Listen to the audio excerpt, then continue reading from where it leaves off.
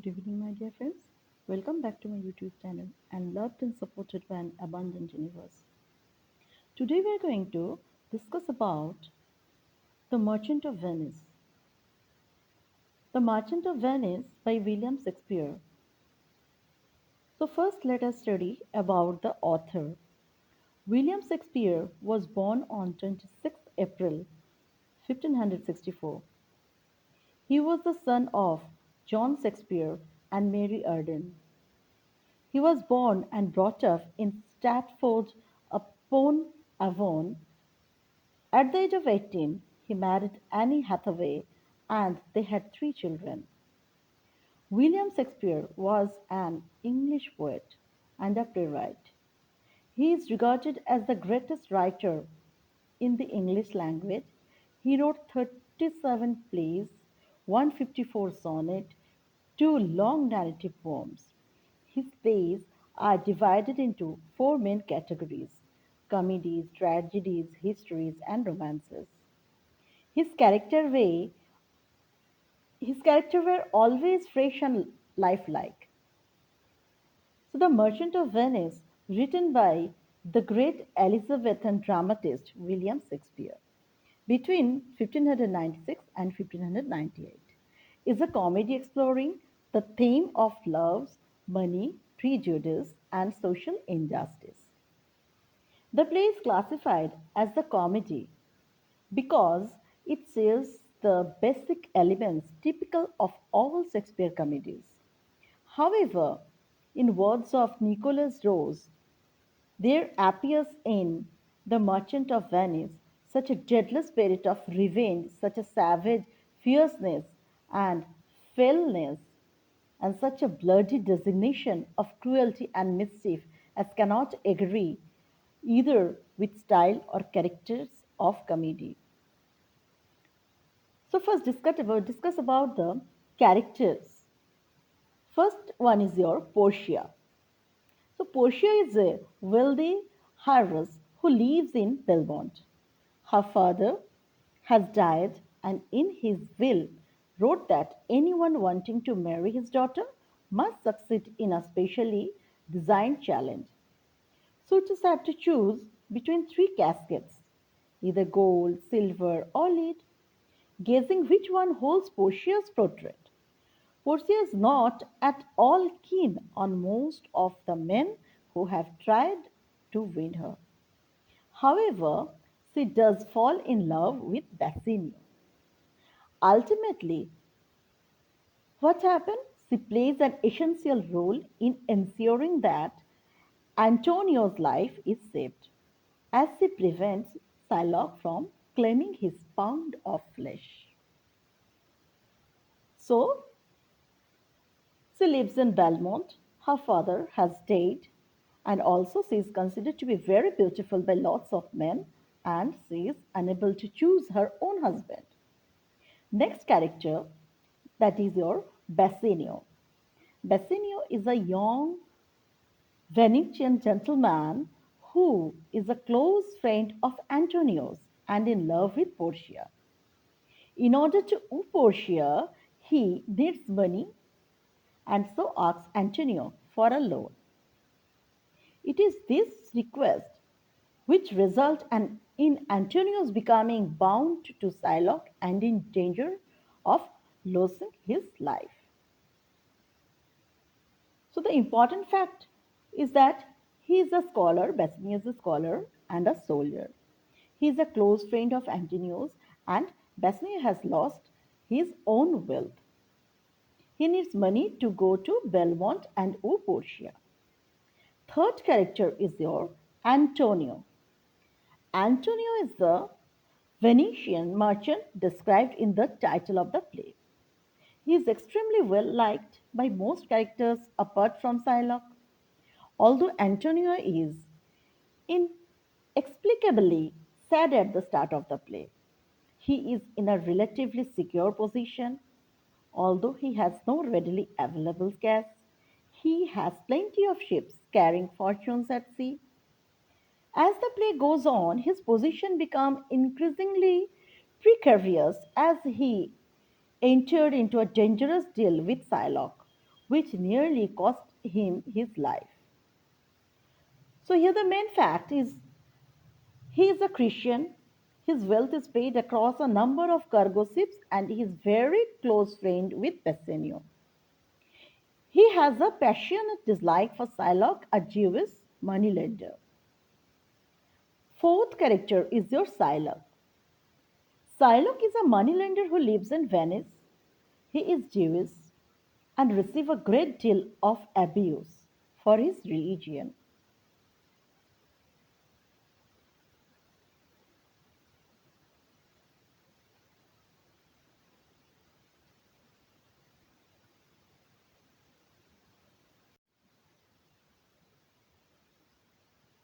Shylock lent money to Antonio on the condition that if Antonio cannot pay him back by the appointed time, then Shylock will cut away a pound of Antonio's flesh. As the play progresses, Shylock becomes completely fixated on his bond with Antonius and desperate to claim revenge on the merchant who has treated him badly in the past. So, especially for Shylock, Shylock is Jewish. He is the father of Jessica. He doesn't have 300 decades himself, but knows he can borrow them from his friend Tubal. Fifth character is your Nerissa. Nerissa is Portia's waiting woman and friend. They have a close relationship, and Nerissa both teases and advises her boss. She also assists Portia in helping to get Antonio's freed and goes with Portia to Venice, dressed as a lawyer's clerk. Nerissa falls in love with Bassanio's friend Gracinio, who asks, who asks for her hand in marriage after Bassanio wins Portia. So from here we can say Nerissa lives in Belmont. She is Portia's waiting woman. She has been working for Portia since Portia's father was alive. She has a close friendship with Portia. Sixth character is your Jessica. Jessica is Shylock's daughter and at the start of the play is living in his house. She is in love with Christian Lorenzo.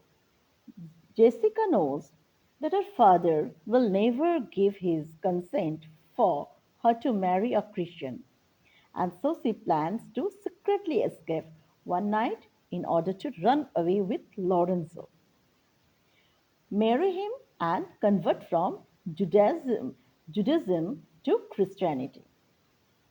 So from this, see what Jessica is your Shylock's daughter.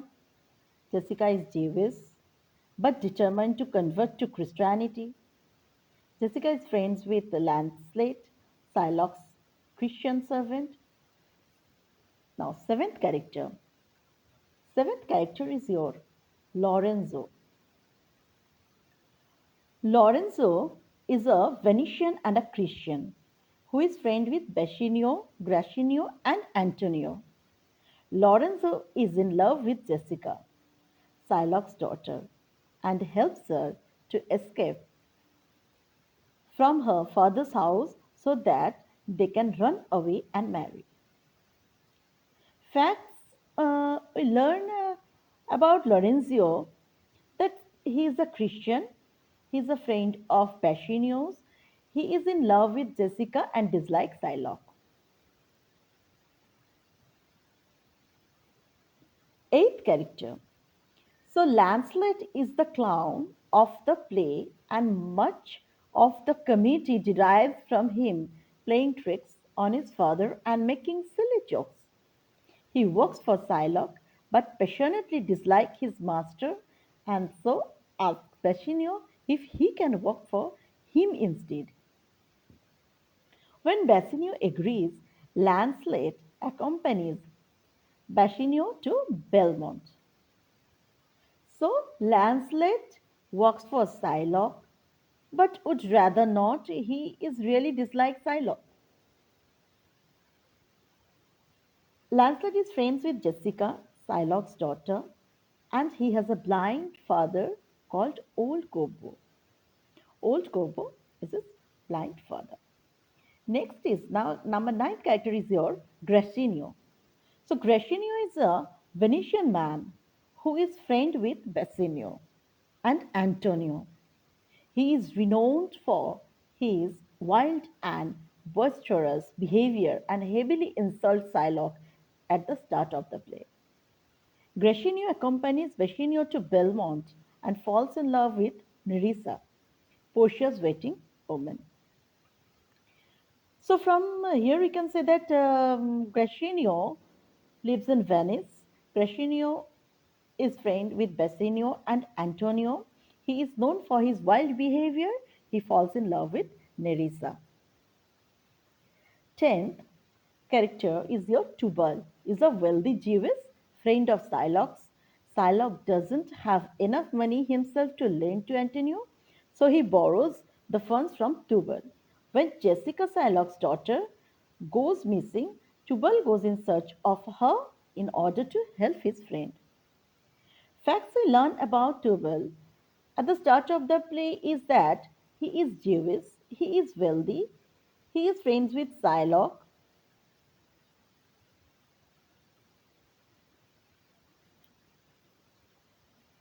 So now we are going to discuss about the summary of the play The Merchant of Venice, act and scene wise. So let's start. Act 1, scene 1. The play opens with Antonio, a Venetian merchant, sharing with his friends Celerio and Solanio that he feels sad but does not know why. His friend suggests that he is either worried about his ships, which are tossing on the ocean and full of valuable goods, or that he is in love. Antonio rejects both of these ideas, and Salario and Solanio leave when Bassanio, Antonio's noble kinsman, arrives. So Bassanio admits to Antonio that he has run out of his own money and is in need of resources so that he can go to the Belmont and Portia and hire. Antonio commits Antonio commits to helping Bassanio and promises that he will find someone to lend him the money, which he will then give to Bassanio. So, from this act, we can say that there seems to be no specific cause of Antonio's sadness. Okay, and the source of it is a mystery. So, Bassanio wants to woo Portia, but lacked the means to go to Belmont and be considered a worthy suitor. So, Antonios and Bassanio's are very close friends, and even though Antonio has no readily available money, he is keen to help his friend if he can. This is all about your Act 1, Scene 1. Now we are going to discuss about Act 1, Scene 2. In Belmont, the heiress Portia and her waiting woman and friend Nerissa discuss the intriguing lottery that Portia's father devised before his death. Portia is unable to choose her own husband, and instead of suitor wishing to marry Portia, must pick one of three caskets. One is made of lead, one is made of silver, and one of gold. So, if the suitor choose the casket that hold a portrait of Portia, then they win her hand in marriage. Portia and Nerissa discuss the men who have recently visited Belmont on this quest, and Portia wittily dismisses them all as unappealing. until Nerissa reminds her of when she once met a Venetian, a scholar, a soldier, who both ladies agree is the best deserving a fair lady. So, from this act, we can say that Portia is a smart, witty, who has her own thoughts and opinions, but is trapped by her father's will. So far, all of the suitors have been both disliked by Portia and have failed at the casket challenge. Portia and Bassanio have met before when her father was alive.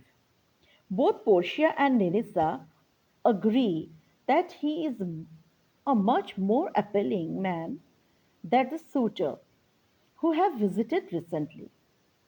This is all about your Act 1 and Scene 2. Now come, we are going to discuss about Act 1, Scene 3. Okay.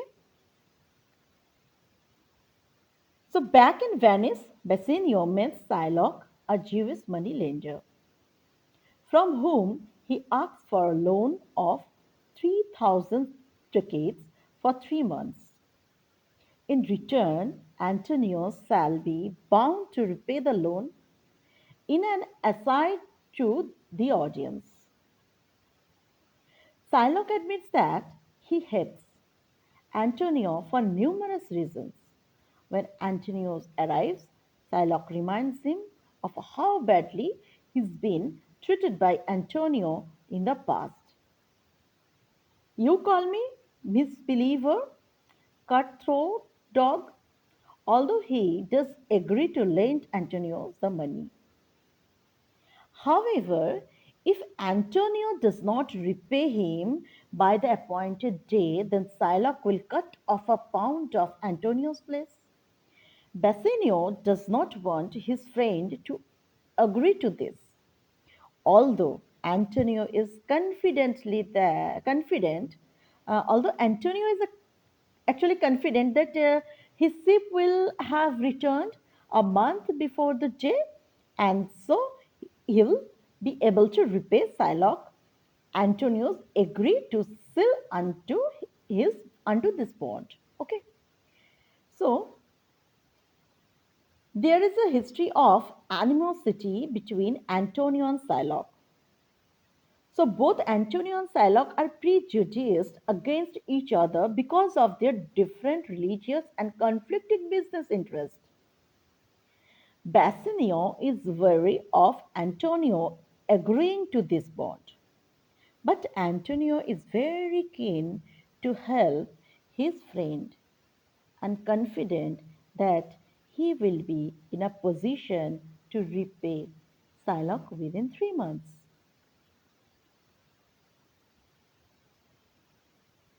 So, in short, we can say Act 1 is important because it sets up characters and their current situation that we think is the most important detail.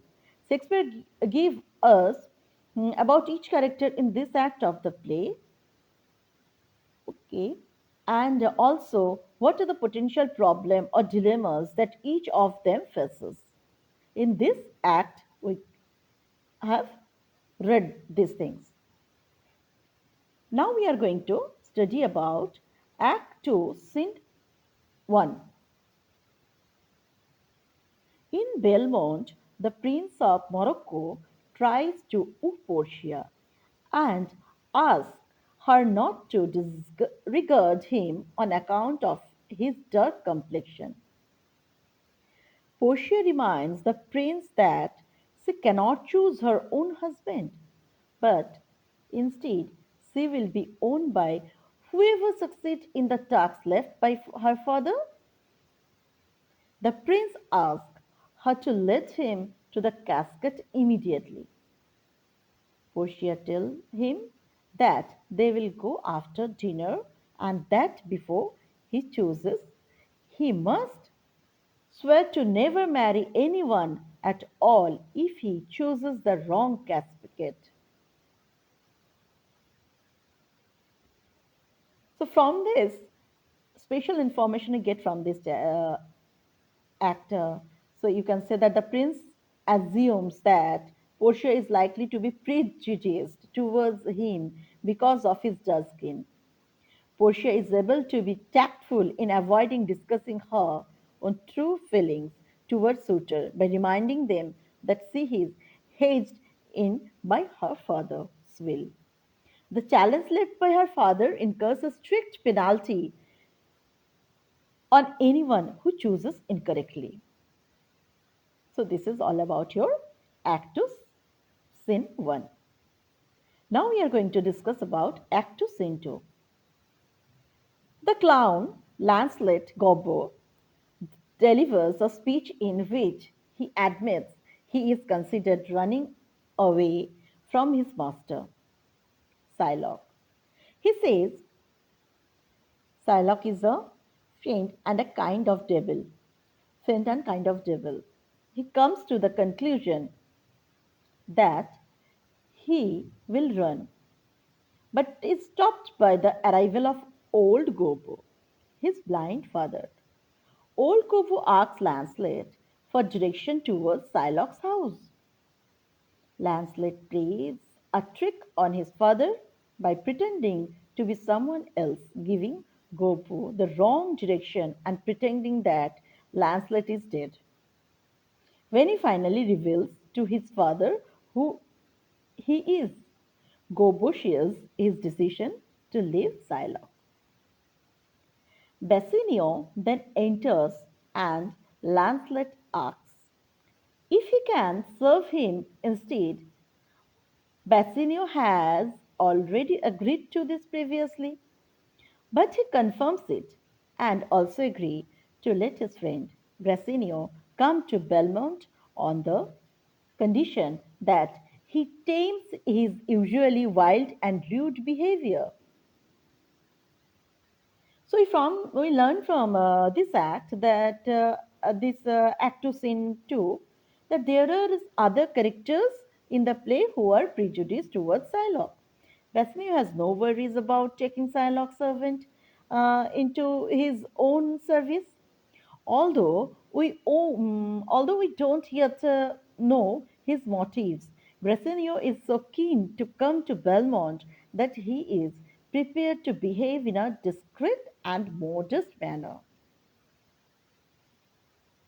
So, Act 2, Scene 3. Shylock's daughter, Jessica says. Shylock's daughter, Jessica says goodbye to Lancelot, who she is very sorry to see leave. She asks him to deliver a letter to Lorenzo, who she knows is having supper at Bassanio's later and gives him some money. Lancelot bids her a tearful farewell.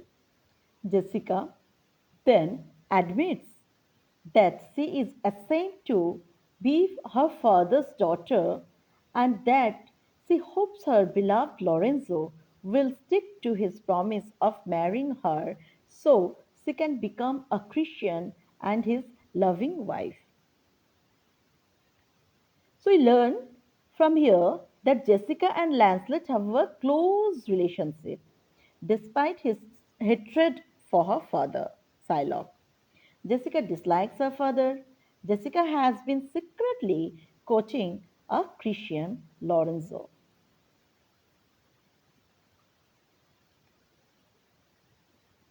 Act 2, Scene 4.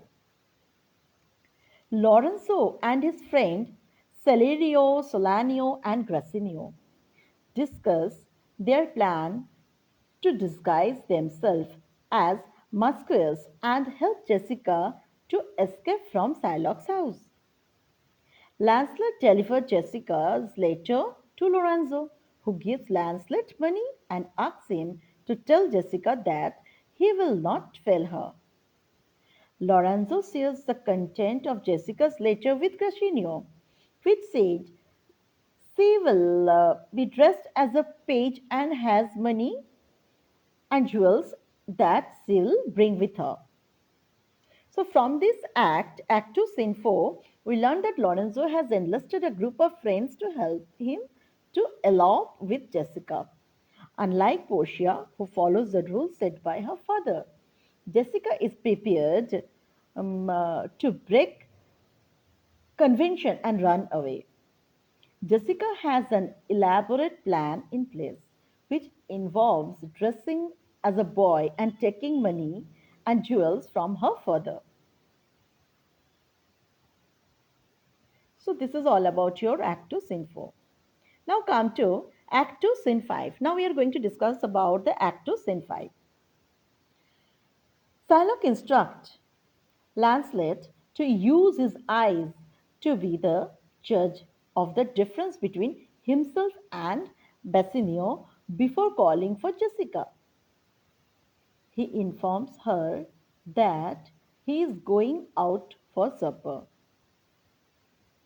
gives her the keys to the house, and tells her to look to his house and lock up his doors. Shylock is aware that a mask will be taking place that night, but he also there is some ill brewing as he dreamed of money bags tonight, which he considered to be a bad omen. So, from this act and sin, we learn that Shylock is insecure about the safety and security of his house and possessions. He believes that dream can hold symbolic meaning. At this point in the play, Shylock trusts Jessica and isn't aware of her plans to run away. Now we are going to discuss about Act 2, Scene 6. In Act 2, Scene 6, we can see that Gracinio and Celerio arrived at Shylock's house. As instructed by Lorenzo, they are concerned that he is late since they think lovers are usually particularly punctual as they are keen to seal love bonds. When Lorenzo eventually arrives, he calls up for Jessica, who appears disguised as a boy. She is embarrassed about her clothes, but Lorenzo reassures her that it doesn't matter. She needs to come straight away. She throws down a casket of money before going to fetch more ducats and then exit the Lorenzo and Celerio. Antonio arrives and finds Gracinio. Antonio tells Gracinio that he must sail to Belmont with Gracinio tonight as the wind is come about. So, from this Act 2, Scene 6, we learn that Jessica is not afraid of stealing money from her father. She is concerned about how Lorenzo will react to her outward appearance in the disguise. Antonio is keen to help Bassanio get to Belmont with Bassanio. That's all about your Act 2, Scene 6. Now we are going to discuss about Act 2, Scene 7. In this scene, we can see that in Belmont, Portia shows the three caskets to the Prince Morocco. He must choose either the gold one, which bears the inscription, "Who chooseth me shall gain what many men's desire," the silver with the inscription, "Who chooseth me shall get as much as he deserve," or the lead, "Who chooseth me must give and hazard all he hath." He deliberates and then picks the gold. When he unlocks the casket, Prince discovered a skull and a scroll with the warning, all that glisters is not gold." He is so grieved that he leaves immediately. So from this act, we learn that means from your act 2, scene 7, we learn that although he asked Portia not to make judgment based on outward appearance, the prince judges the gold casket to be the correct one because it is outwardly more attractive than the lid. The gold casket is not the one that contains Portia's portrait, so it must be in the silver or the lead. This is all about your Act 2, Scene 7. Now we are going to discuss about your Act 2, Scene 8.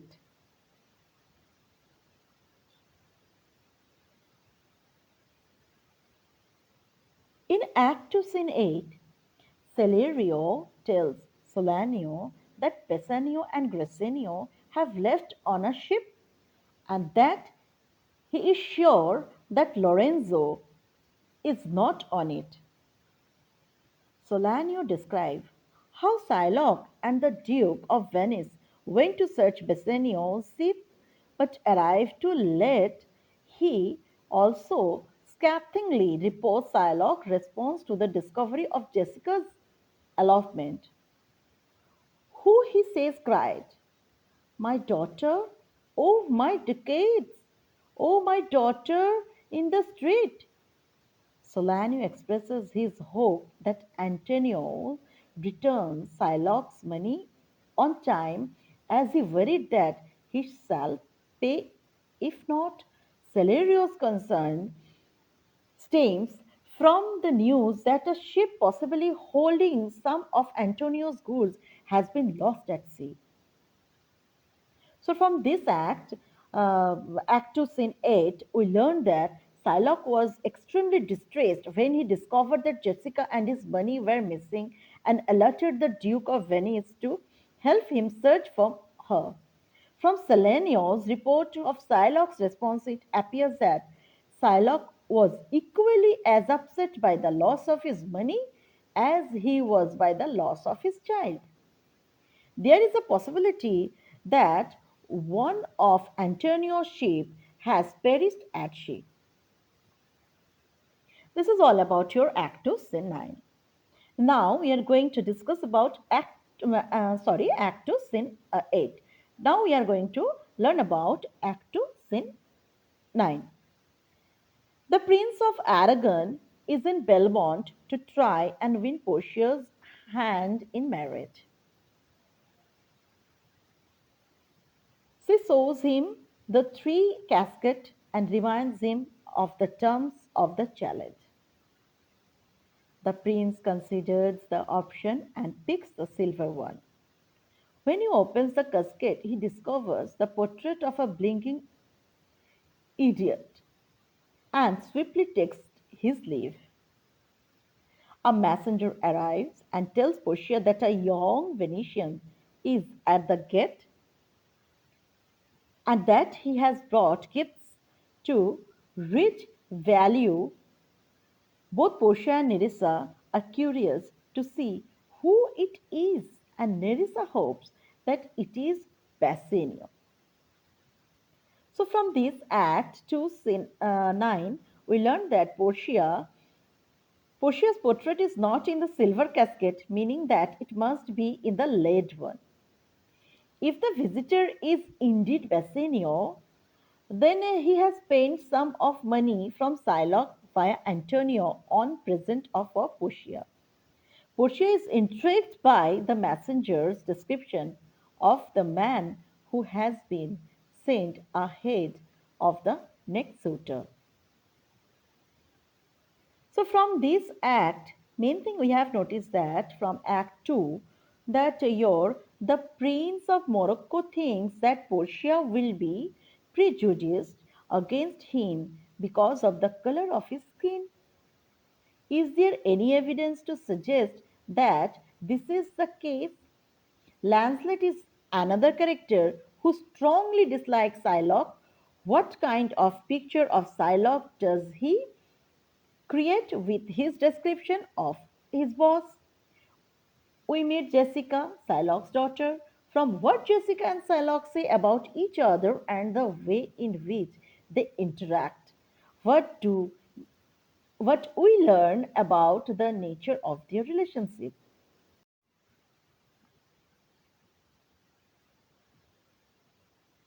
Let's discuss about the Act 3, Scene 1. Solanio and Salario discusses the news that another of Antonio's sheep has been lost. Shylock arrives and accuses them of being complicit in Jessica's elopement. They insult him and ask him if he has heard the news about Antonio's loss at sea. Shylock cares only that Antonio will look to his bond. Celerio doubts that Shylock will go through with taking Antonio's flesh and asks what it would be good for. Shylock replies with to Bedface and once again explain how terribly Antonio has treated him in the past, which leads him to ask what was his reason and point out that although he is of a different religion to Antonio, he also has hands, organs, dimensions, senses, affection, passions, and is just as much of a human being as a Christian. If you prick out, do we not bleed? One of Antonio's messengers then arrives to summon Solanio and Celerio. Shylock and Tubal discuss the ring Jessica now has, which belonged to her late mother. Shylock tells Tubal how valuable it is to him. So we learn from this act the chance of Antonio being able to pay Shylock back on time has got smaller now that what more of his ship have been lost. Shylock explicitly reveals that he wants revenge on Antonio for how he has treated in the past. Shylock passionately believes that Jews and Christians are essentially equal human beings. That's all about your Act 3, Scene 1.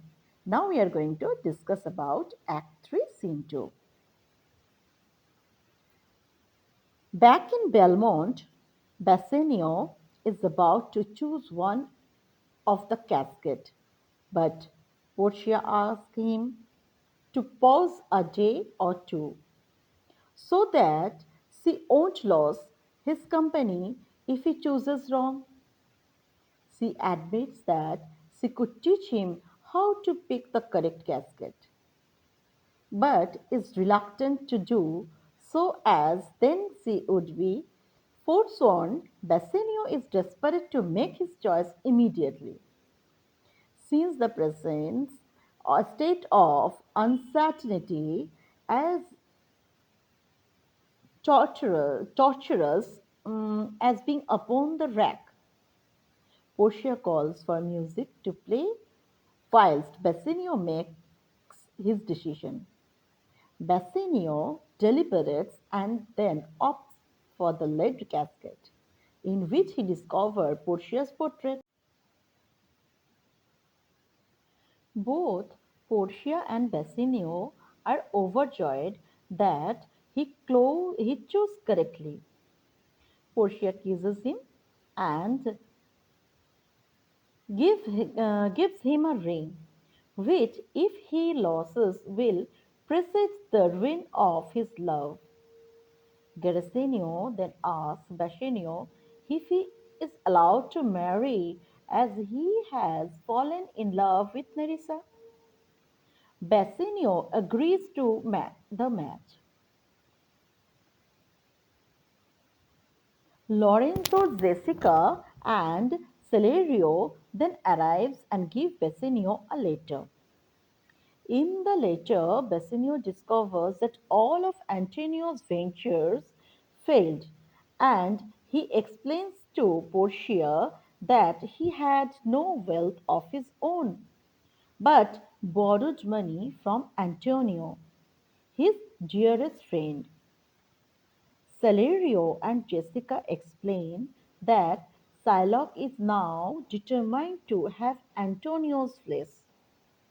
Portia offers to pay Shylock double what Antonio's owed, and after hearing Antonio's letter, urges Bassanio to travel swiftly to his friend. So, from this act, we learn at the beginning of the scene, Portia is evidently really to torn between wanting Bassanio to choose the right casket and not breaking the terms of her father's will by telling him which to choose. This is the first suitor who she genuinely wants to marry. So Bassanio becomes bound to Portia through their forthcoming marriage, but also because she gives him a symbolic ring. All of Antonio's ships are lost and show he is unable to pay Shylock's back. Portia is prepared to do whatever she can to help Antonio as he is such a close friend of Bassanio's. That's all about your Act 3, Scene 2. Now we are going to discuss about Act 2, Scene 3. So Antonio is in jail and Shylock obsessively repeats that he will have his bond. Solanio doubts that the Duke will let Shylock go ahead with claiming the pound of flesh. But Antonio is convinced that the Duke cannot deny the course of law. He sends Solanio away and prays that Bassanio will come and visit him. So, from this act, we learn your Act 3, Scene 3, Shylock appears more determined than ever to get his bond. It would be unlawful for the Duke to stop Shylock. Antonio has resolved himself to the consequences of the deal, but hopes that he gets to see Bassanio once more. Now we are going to discuss about Act 3, Scene 4. So, Act 3, Scene 4, Lorenzo tells Portia how true a gentleman Antonio is, and that if she knew him, she would be even prouder of her willingness to help him. Portia replies that since Antonio and Bassanio are so close in her eyes, she is saving Bassanio if she saves Antonio. She then announces that she had decided to withdraw to a monastery to live in prayer and contemplation with Nerissa until both of their husbands return. She says that Lorenzo and Jessica can take the place of herself and Lord Brasenio at Belmont while she is away. After Lorenzo and Jessica leave, Portia instructs Balthasar to deliver a letter to her cousin, Dr. Bellario, in Mantua, and to bring back the notes and garments that Bellario gives to him. Balthasar leaves with the letter, and Portia reveals to Nerissa that they will dress up as men and go to Venice. So we learn from this act and scene that Lorenzo has enormous admiration for Antonio. Portia seems willing to help Bassanio's friends, whether she has met them or not. Her motives for this are open to interpretation. Portia has hatched a plan which involves some secrecy and disguises. That's all about your Act 3, Scene 4. Now we are going to discuss about Act 3, Scene 5.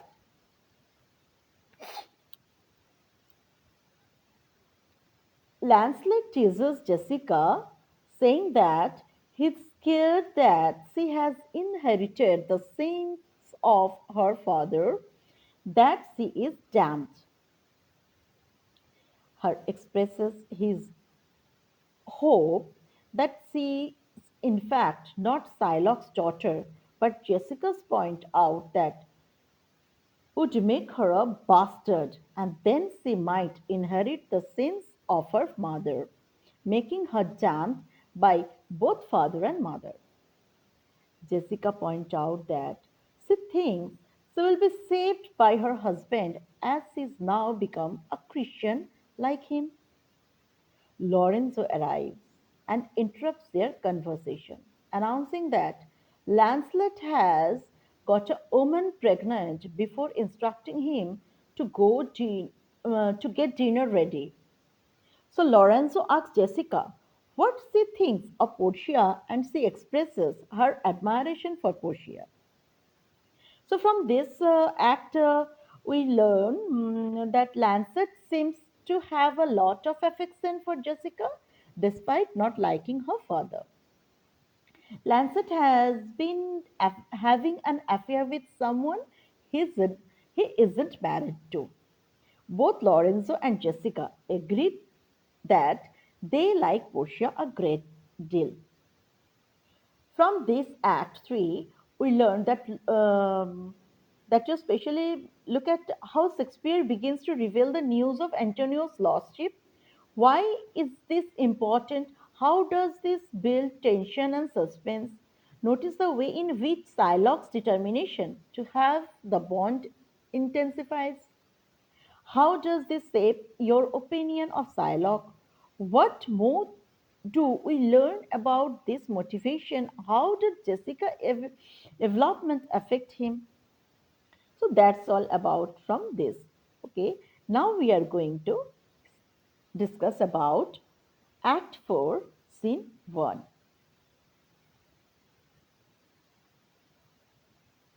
In a court in Venice, the Duke expresses his regret that Antonius is come to answer such an inhuman wretch. But Antonio says he understands that no lawful means will help him escape. Bassanio offers to pay Shylock double the amount he lent to Antonio, but Shylock refuses and claims that he just wants justice.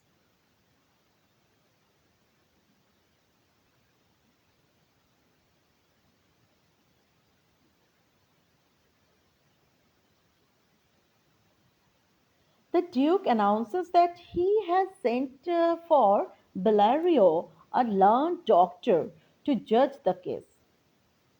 Nerissa, disguised as male lawyer's clerk, arrived and gives the letter to the Duke. The letter says that Bellario is too sick to come, but that he is sending a young doctor of Rome called Balthasar to oversee the trial. Portia then arrives, disguised as Balthasar. She delivers a speech on how mercy cannot be forced before stating that there is no power in Venice which will be able to override Shylock's bond. And Shylock is delighted. However, Portia then draws attention to the fact that there is no mention of blood in the bond and that if Shylock causes Antonius to lose even one drop of Christian blood, then his lands and goods will be confiscated by the state of Venice. Shylock realizes that it will be impossible to take the flesh without blood, offers to let the Christian go if he receive money instead. Portia refuses this deal and declares that Shylock can have his bond or nothing else. Shylock realizes that he has been defeated and wishes to leave, but Portia won't let him go. She announces that in the laws of Venice, if any alien is proved to have tried to kill one of its citizens, then their goods will be seized and one half will be given to the victims and the other half will go to the privy coffer of the state. Moreover, the Duke will decide if the offender lives or dies. The Duke of Venice declares that he will let Shylock live, but that half of his wealth must be given to Antonio's, the other half will be go to the state. Antonio says if Shylock converts to Christianity and leaves his wealth to Jessica and Lorenzo, when he dies, then he can keep his half. Shylock agrees and departs. The Duke asks Balthasar to join him for dinner, but Portia refuses. The Duke tells Antonio that he must reward Balthasar, but Portia refuses. Portia refuses all money, asking for Bassanio's ring as a reward instead. Bassanio does not recognize Portia and refuses to hand it over, telling Balthasar that it was a gift that he vowed never to sell, nor give, nor lose. Antonio then persuades Bassanio to give Balthasar the ring.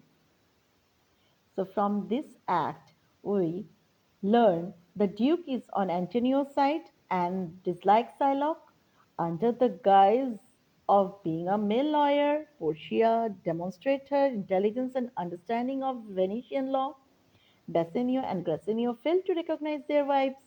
Bassanio does not initially break his promise to Portia and hand over the ring, but is convinced to do so by Antonio.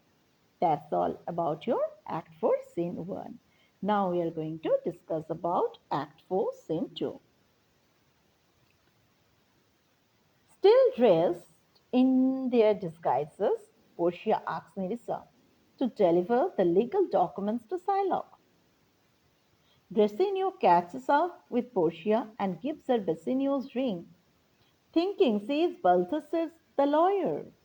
Nerissa then tells Portia that she is going to see if she can persuade Cassino to give her his ring, even though she had made him swear to keep it when she initially gave it to him. So, from this act, we learn Portia's ring has now been returned to her while dressed as Balthasar. Nerissa wants to see whether her husband goes back on his promises like Bassanio did. And all about your Act 4, that is a number of characters at Shylock to show Antonio's mercy. Look at who tries to dissuade him from claiming his bond. What arguments do they use? Who do you find to be most convincing? Look at how the power and status shift in the scene. Who hold the most power at the start and why? This is the same at the end and has it changed? This scene is full of twists and turns.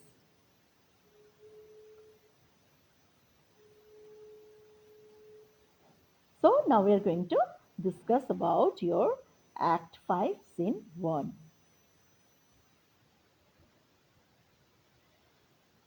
Lorenzo and Jessica are in Belmont.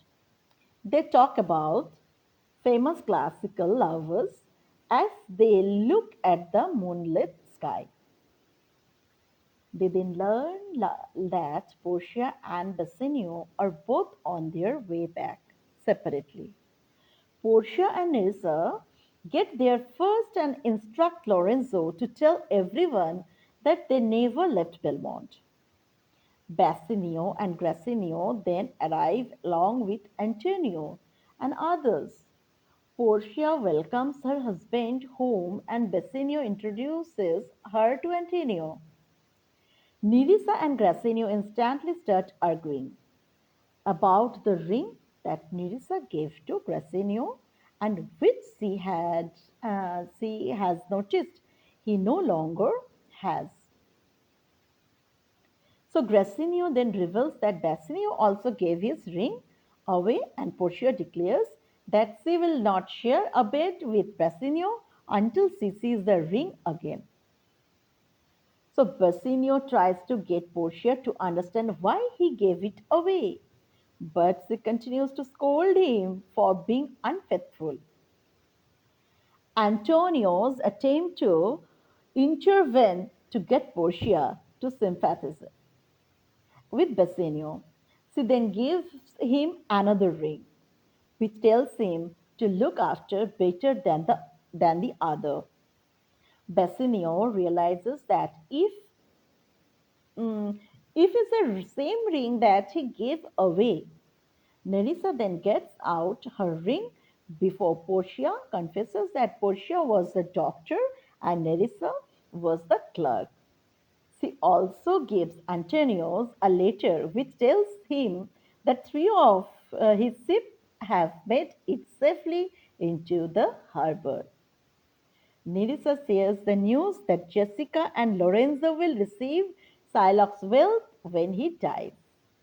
Portia and Nerissa seem to forgive their husbands, and the play concludes with Antonius alive and wealthy once more. So Bassanio and Grassinio had no idea at all that their wives were the lawyers in disguise. Although Portia and Nerissa are angry at Bassanio and Grassinio for giving away their rings, they seem prepared to forgive them. Antonio, the merchant who gives the play its title, is a lonely figure at the end, and there are questions raised about how successful the relationship between the three couples will be. So, from this Act 5, we noticed the thing, especially we noticed in Act 5 that Lorenzo and Jessica talk to each other at the start of the act.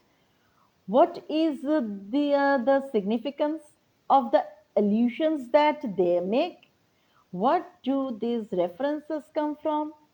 And also notice that Lorenzo immediately recognizes Portia's voice when she returns to Belmont.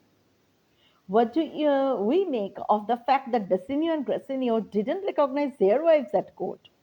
How do they respond when they discover that they were the lawyer and the clerk? So, Act 5 is very important because it ties up all of the loose strings and resolve the plot. The play seemed to the end positively for the three couples. Portia and Bassanio, Nerissa and Grassinio, Lorenzo and Jessica. But is it a completely happy ending for everyone?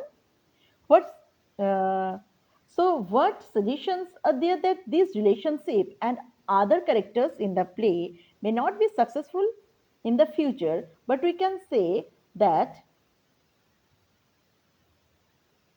this comedy ends happily. Okay, so thanks a lot for watching. Thank you, children, and all my friends. Thanks a lot.